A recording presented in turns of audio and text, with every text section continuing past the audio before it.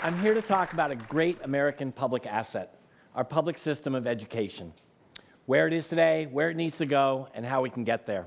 I've had a lot of great jobs in my life. I've been an education commissioner in New Hampshire. I've overseen the takeover and reconstitution of a big urban high school. I've worked in dozens of communities across this country, helping them think about education and seeing up close the challenges we have and the opportunities we have to advance outcomes for our learners. And I'm here to tell you that while all our communities are very different, they have a lot in common. Every one of them is a community that wants to advance itself forward to a positive future. Everyone is filled with parents who want good things for their kids. And everyone is filled with young people who have a natural ability to learn and who have strong aspirations for a good and positive future. But our communities have something else in common. We can ask this question about every one of them. They deliver education based on a model that was created 100 years ago or more. And the other thing they have in common is that we're just not doing a good enough job of really getting our kids ready for more learning after high school. Now, it may have been that way back then, 100 years ago, you could work hard, show that you could be compliant, follow directions, learn some basics, and get a good job after high school. But things have changed. The world has changed.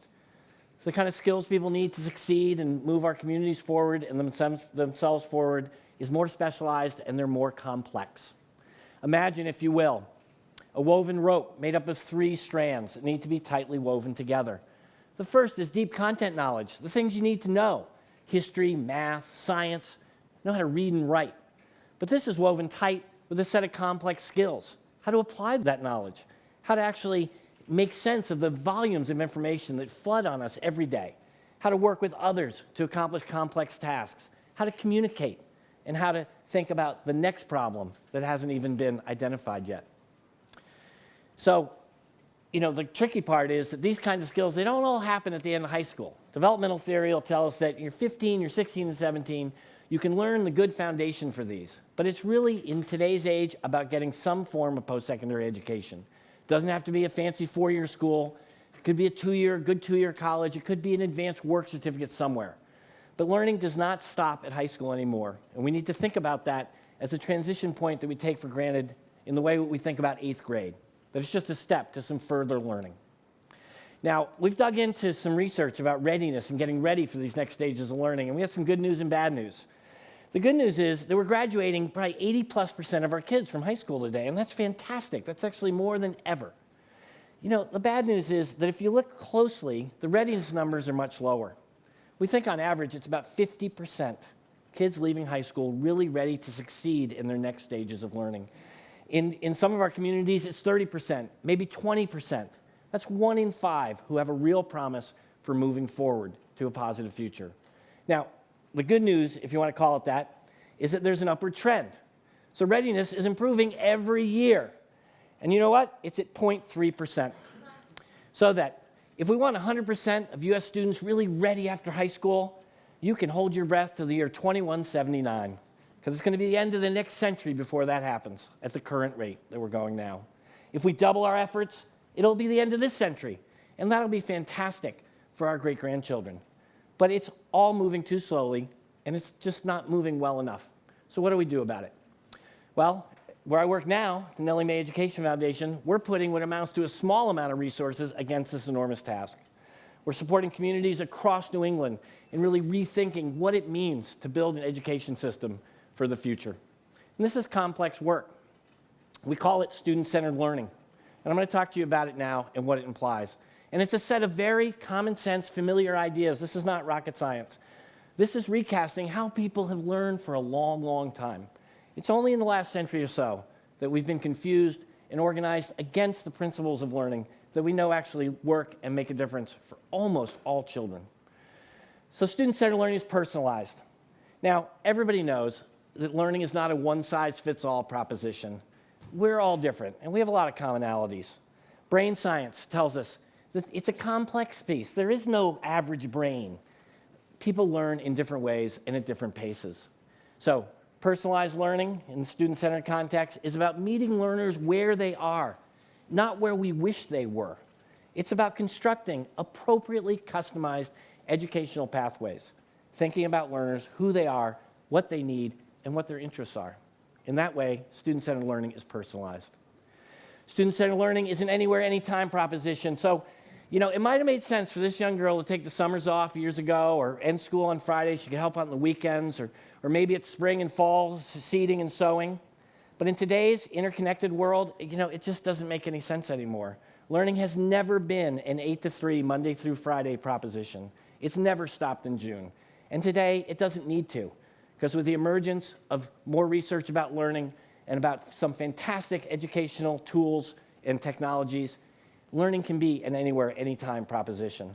And anybody who's a parent or friend of a young teenager knows that that clock does not go off at 9 p.m. Kids are learning all the time, sometimes even when we are snoozing in our bedrooms.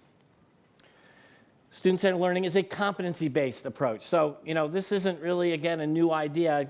And I use the metaphor of building a house to point to the silly construct we have that suggests that complex educational tasks can be fit into arbitrary, limited, discrete, predetermined amounts of time. So imagine you're building a new home, and it's got a foundation, it's got 3 floors. So you got 4 weeks to build that house. And each floor, like a course in school, can only take a certain amount of time. Each part of the house can take 1 week, no more, maybe a little less. So you start on the foundation, and it rains that week. The workers can't find your building site, but you pour the foundation. The inspector comes on Friday at 3 p.m. She looks down and she says, well, you're missing some rebar and the cement's still wet, but I know you tried really hard. You got off to a bad start. I'm going to give you a C+. Next week comes. Things go a little better, but the supplies were rained on last week, so you got a new delivery. It comes late. The workers are a little ornery. First floor goes down. It looks pretty good. The inspector comes, B-. Second floor goes like a dream. Things are smooth, getting along with your contractor, getting along well with your contractor. It goes up, the inspector comes, B+. The roof goes on swimmingly. It's fantastic, perfect addition. The inspector comes, that's A work. But your average is a B. Now the house collapses, falls down around you. Why? Was it the builder's fault? Was it the people who inhabited it? Was it the owners? Or was it this arcane rule, this idea that you could accomplish a complex task like learning in a set amount of time?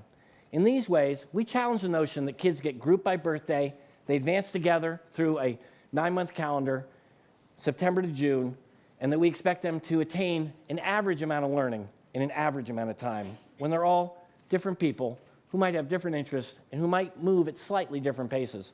Now, in a competency-based setting, you can't just have everybody taking really long, extended periods of time. Poor kids, kids who are further behind, they need to advance. So in a competency-based context, you got to put more energy where energy is needed so that they can advance and help our communities advance. In this way, student-centered learning is a competency-based event.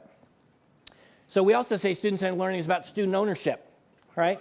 So this means actually asking kids to play a role in constructing matters that matter to them.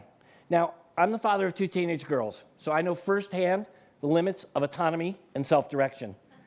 However, we ask kids to be responsible.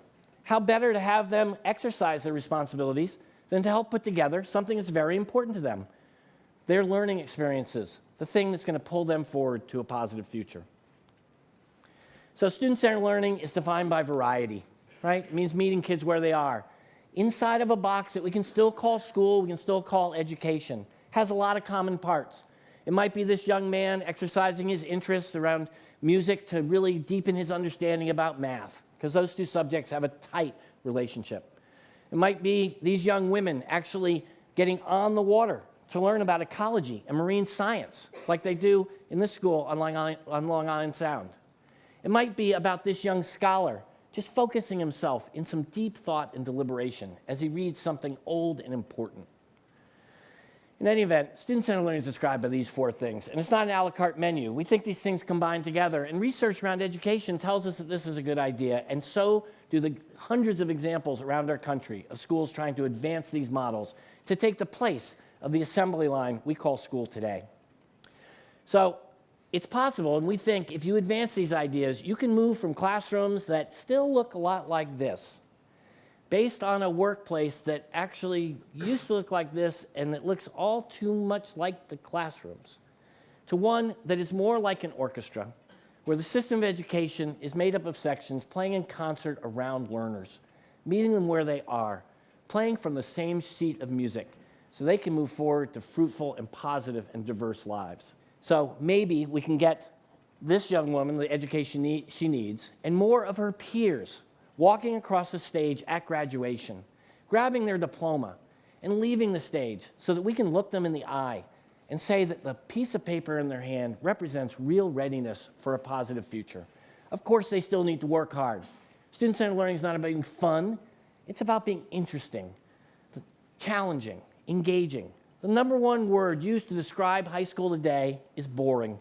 It ought to be hard. It ought to be challenging. It ought to be some fun some of the time. So we think that if you move this way, we can help our country get ready for a positive future. So this is a big lift, okay? Public education is a public institution, and that makes this change a public adventure. And that's why at the foundation, we are also advancing community conversations across the country where people are really digging in and thinking forwardly about how to advance these ideas. If you're interested in this, we have tools for people to work from. Convene your friends in your kitchen. Get some neighbors together at the library. Have a meeting at your church. Ask your school committee to answer some simple questions. What do our learners need to move forward for a positive future? What is the woven rope that they need to construct with us to pull themselves forward, to help pull our communities forward to a positive future? And ask your school committee, why are we waiting one more second to move this conversation forward? We're a great country in the United States. We're the admiration of the world. This work is good for lots of reasons. It's practically indicated because we just need to do better. There are workforce needs that exist today. It's morally indicated because it gives us a chance to model great American values around fairness, progress, getting ready, and justice. And you know what? It's even patriotic because it gives us a chance to model for the rest of the world what a great democracy does to steward itself forward, what it does to nurture a fantastic gift that we have, which is a great American public good. And those are our systems of public education. Because our country can move forward and demonstrate what it takes to be a great nation that thinks ahead, takes care of its young, and gets itself ready. Thank you very much.